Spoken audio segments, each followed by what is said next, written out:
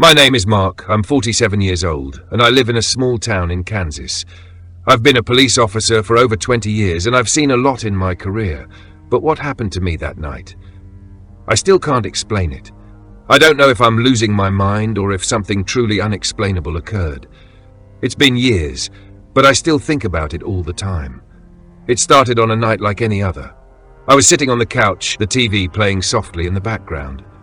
It was already past midnight, and I was ready to call it a night. My uniform was on the floor beside me, and I had just finished a late shift, so I was looking forward to some sleep. My phone buzzed suddenly, cutting through the silence of the room. It was a call from the department, but it wasn't the usual dispatcher on the other end. The voice was faint and crackling, but I recognized it right away. It was Jerry, a fellow officer and someone I've worked with for years. "Mark, listen to me closely. I'm at home, but it's not me here." The words hit me like a cold chill down my spine. Jerry had a unique way of talking, and even through the static, I could hear the panic in his voice. It sounded like he was whispering, trying not to be heard by someone or something. "I'm serious, Mark. There's someone in my house, but it's not me," he repeated, his voice trembling. I could hear what sounded like a door creaking in the background, followed by what could have been footsteps. I felt my heart skip a beat. At first, I thought it was some kind of prank. Jerry had a twisted sense of humor, but this wasn't funny. Not one bit. I jumped to my feet and grabbed my badge and gun, my thoughts racing. What was going on? I tried to speak, but the words stuck in my throat. "Where are you?" I managed to ask, trying to sound calm, though panic was creeping in. "I'm in my kitchen, but it's not me. I'm somewhere else. Please, Mark, you need to help me." I immediately dialed the number of the local patrol. They confirmed that Jerry's location was coming from his house, and they had no record of him being out on duty. My stomach sank. Something was terribly wrong. I rushed to my car, the urgency of the situation starting to dawn on me. As I drove toward Jerry's house, the road seemed endless. The night air felt unnaturally cold, and the trees along the side of the road loomed like dark sentinels. I couldn't shake the feeling that something was watching me. The more I thought about Jerry's call, the more unsettling it became. When I arrived at his house, the front porch light was on, casting eerie shadows across the front yard. His car was in the driveway, but there was no sign of movement inside. I knocked on the door, my hand shaking as I raised it. No answer. I called Jerry's phone again, but it went straight to voicemail. Something was terribly off, and I had to force myself to remain calm. I couldn't let fear take over. I pushed the door open with my shoulder, the old wood creaking loudly. The house was quiet. Too quiet. I stepped inside, my boots echoing against the wooden floor. I called out for Jerry, but there was no reply. The air in the house was cold, colder than it should have been for a summer night. I made my way through the house, checking each room one by one. When I reached the kitchen, my breath caught in my throat. Jerry was sitting at the table, his back to me, but there was something wrong.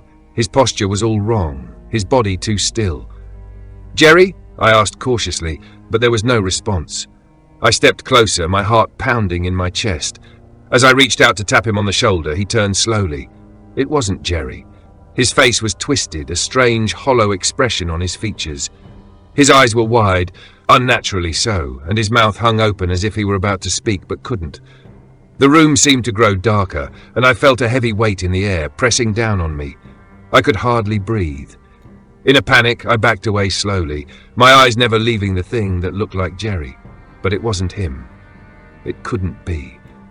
"Mark," the thing whispered in a voice that sounded like Jerry's but was warped, unnatural. "Help me." I didn't wait to see what happened next. I ran out of the house, back to my car, my mind racing. My hands were slick with sweat, and I could barely keep my composure as I fumbled with the keys. I drove off without a second thought, not daring to look back. I went straight to the station. When I got there, I tried to explain what happened, but no one believed me.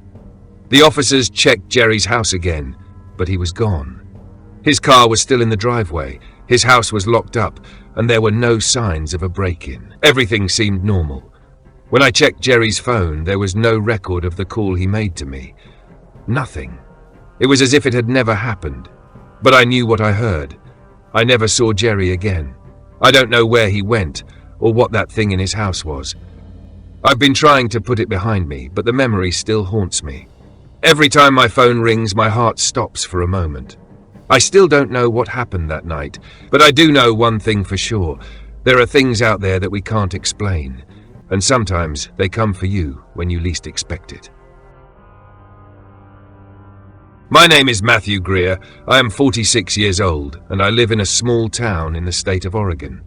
What I'm about to tell you happened almost 15 years ago, but it's something that still haunts me deeply.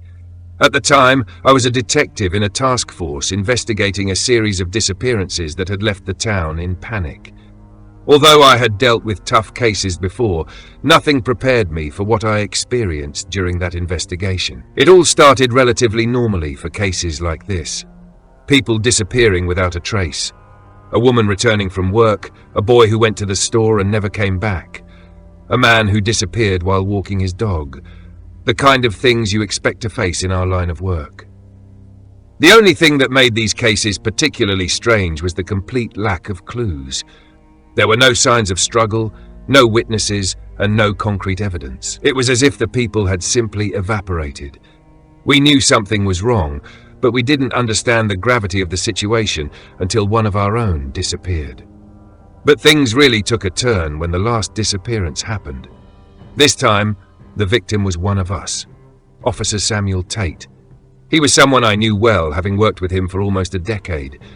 On the morning of his disappearance, he sent me a message saying that he needed to show me something important related to the case. It was direct, no nonsense, just like him. I responded, telling him to come by the station, but he never showed up. The search began immediately. We knew that if something had happened to Sam, time was critical. We scoured forests, rivers, roads, and entire neighborhoods, but there was nothing, no clue. 3 days later, we found his car abandoned on a desolate road outside of town. It was then that things started to get really disturbing. Inside the car, on the passenger seat, was a notebook that didn't belong to him. It was from one of the missing victims weeks earlier. The presence of that notebook in Sam's car raised the stakes. We did everything we could to trace any connection, but the more we investigated, the more confusing things became. 2 days later, we found his body in a field far from town. What struck me to this day was the condition of his body. I won't go into details, but it was impossible to ignore the terror he must have felt before he died. When I looked at him, it seemed like part of him was still trying to understand what had happened. I knew Sam was strong. He wouldn't have been caught so easily, but something just didn't make sense. At that point, the atmosphere within the task force shifted. There was a sense of distrust in the air. How did the notebook from one of the victims end up in Sam's car? Was he investigating on his own, or was he somehow involved in the disappearances? It was hard to think about, but we couldn't ignore any possibility.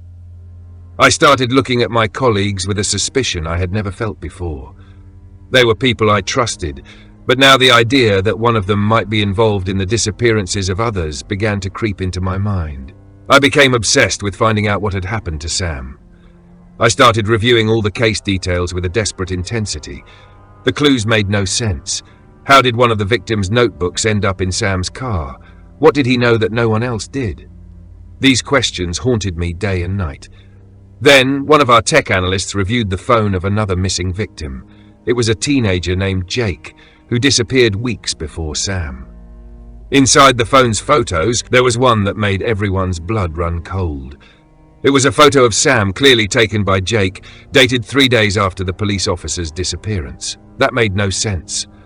First, we checked if the date on the photo was an error, but it was correct.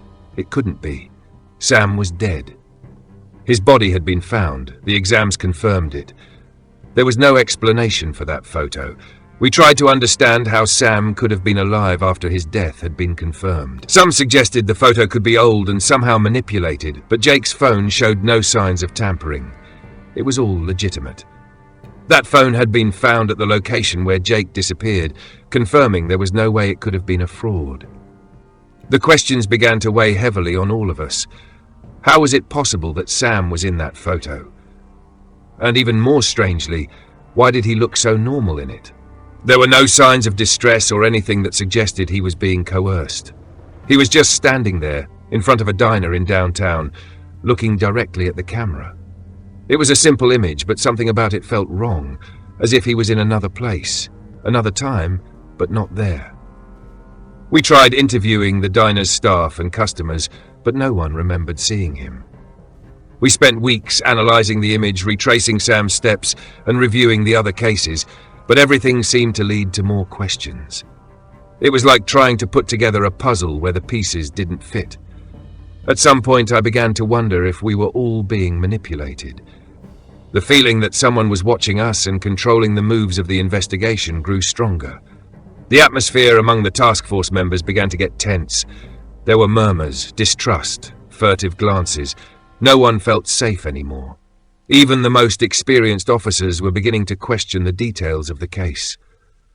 I started seeing things in my mind, fragments of images that wouldn't come together, faces that didn't fit, strange sounds during the night, as if someone was always nearby. I felt paranoid, but at the same time, I couldn't ignore the feeling that something much bigger was going on. The investigation continued, but nothing substantial came up. Weeks passed, then months, and the truth seemed to slip through our fingers. In the end, the investigation never advanced beyond that. The photo was filed away with the case, and officially, everything was classified as inconclusive. The task force was disbanded a few months later, and everyone went their separate ways. But I couldn't. That photo still haunts me.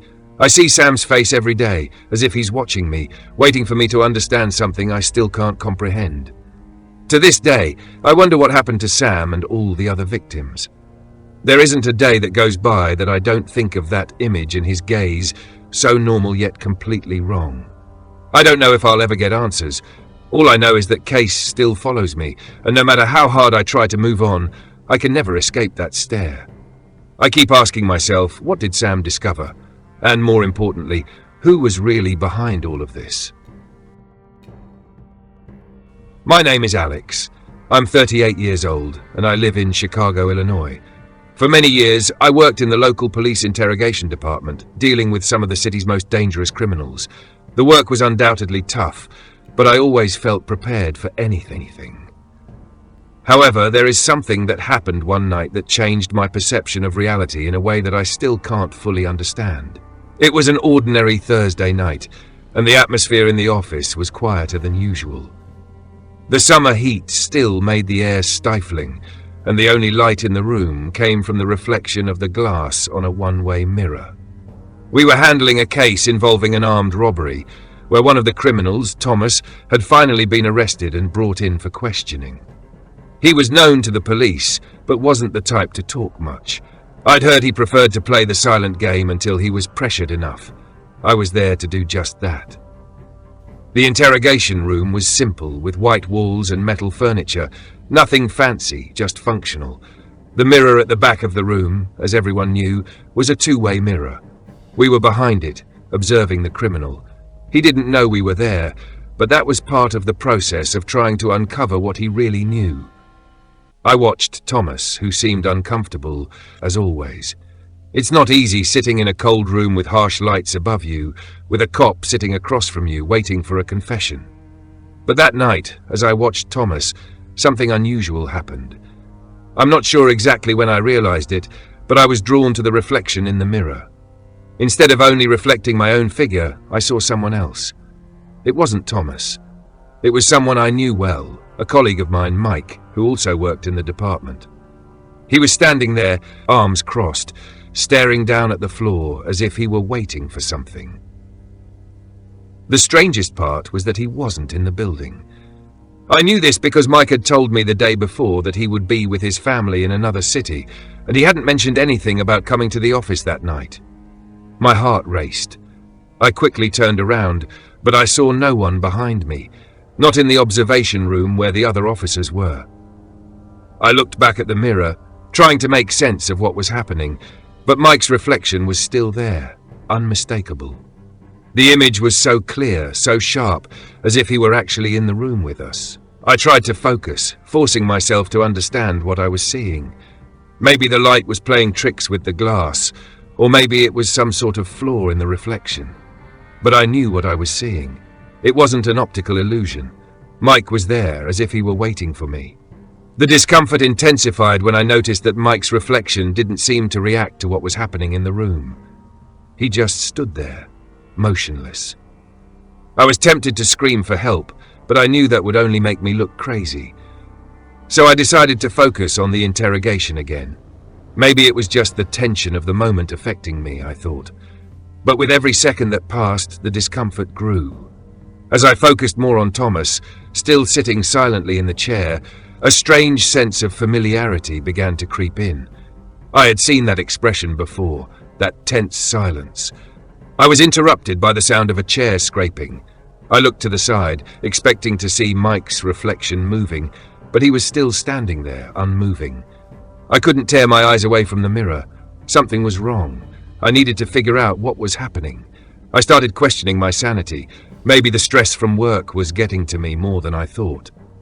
The tension of dealing with criminals all the time, the pressure of the job, all of it might have been building up, causing hallucinations. But Mike's reflection, this wasn't normal. It couldn't be. I quickly got up, nearly knocking over the chair, and walked to the door. The feeling of being watched by something other than Thomas was unbearable. I knew no one else was in the observation room. I even peeked in, but only saw the other officers attending to their tasks. Back in the room, where Thomas was still sitting motionless, I looked again at the mirror. Mike's reflection was still there, and now he was staring directly at me. His eyes were locked onto mine as if he were waiting for something. What exactly was he waiting for? It felt more like an invasion of my privacy, like he was watching me obsessively. I knew Mike wasn't there. But why then was he reflected there? My blood ran cold. The most disturbing thing was that, as time passed, Mike's reflection began to move. Slowly and deliberately, he started to walk toward the glass wall, as if preparing to do something. But Mike wasn't there. He was hundreds of miles away with his family. I knew that, and it only deepened the mystery. How was this possible? I froze, not knowing what to do. I needed to leave the room. I needed some fresh air. I rushed to the door and quickly left into the hallway. The lights in the building were dimmed, except for the fluorescent ones in the corridors, which flickered. I looked around, expecting to see something, but the place was empty. Then a thought occurred to me. What if I was being watched by someone else? Someone other than Mike. But why Mike, specifically? It didn't make sense. I wanted to run, but I couldn't. The pressure to resolve the interrogation was too great. I knew I couldn't leave the room without providing an explanation for the criminal in front of me. I returned to the interrogation room, but before entering I glanced at the mirror one last time. Mike's reflection was still there. He hadn't moved. But something had changed. The expression on his face, now it was one of approval, as if he was telling me everything was fine. I didn't know if I was losing my mind or if something much stranger was going on. There was a brief moment of silence. I was mentally exhausted. Thomas, still sitting in his chair, finally said something, but it wasn't a confession. He just looked at me and said, "You've seen it, haven't you? They know what you're doing." I didn't understand at first. I asked him what he meant, but he only smiled and shook his head, saying I knew. What was he talking about? I had no idea, but a chill ran down my spine. That night, after finishing my shift, I left the building without looking back. When I got home, I tried to forget everything that had happened, but Mike's reflection and that feeling of being watched kept haunting me.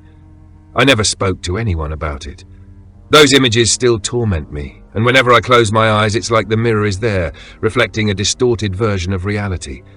I don't know what happened that night, but since then I've never looked at a mirror the same way. My name is Caleb Branson. I'm 39 years old, and I work as a police officer in a small town in rural Ohio. What I'm about to tell you happened about 3 years ago, and to this day, just thinking about it gives me chills. I've seen many strange things during my patrols, but nothing compares to that night. It was around 11 p.m. when I received an urgent message to check out an abandoned vehicle on a road leading to a secluded area about 30 minutes outside of town. It wasn't common for patrols to be sent to those remote areas, especially at that time of night. and that made me uneasy. I got in my car and headed to the location. The road was dark, surrounded by trees on both sides, and the only light came from my headlights. It was as if the darkness swallowed everything around me. There were no houses or other lights, just mine. The road, usually quiet, seemed deserted and abandoned, and soon I realized that the night was much quieter than usual. I couldn't hear even the sound of insects or animals. Everything was strangely still, as if the world itself was waiting for something. When I arrived, I saw a black sedan parked on the side of the road with its lights off. At first glance, it seemed like a common sight, but as I got closer to the vehicle, I felt a strange chill run down my spine. It was as if the air had become heavier, almost suffocating. The car was exactly where it should have been, but the discomfort only grew. I looked around, but I saw nothing but darkness. The headlights of my car lit up the area only for a short distance, and all I could hear was the sound of the wind in the trees and the rapid beating of my own heart. As I got closer to the abandoned vehicle, I began to notice some things that didn't make sense. The windows were closed, but the driver's side window was completely fogged up, as if someone had just breathed there. I looked inside, but the seat was empty. Something about the situation started to feel off. The car appeared to be in perfect condition, but it didn't make sense that someone would just leave it there, in the middle of nowhere, with the keys still in the ignition. That's when I noticed I wasn't alone. On the other side of the road, a hooded figure was standing still. It was hard to tell if it was a man or a woman, but the posture was stiff, almost inhuman. The figure was completely covered by a dark cloak, and its silhouette was indistinct. My first reaction was to shout something like, "Who are you? Is everything okay?" But the person didn't answer, didn't move. They simply raised their arm slowly and pointed to something behind me. The gesture was so strange that a chill ran up my spine. I don't know why, but the way they raised their arm felt wrong. It didn't seem like something a person would do. It was as if it had been done mechanically, without life. That gesture was enough to freeze my blood. I didn't know why, but the way the arm moved made me feel uneasy.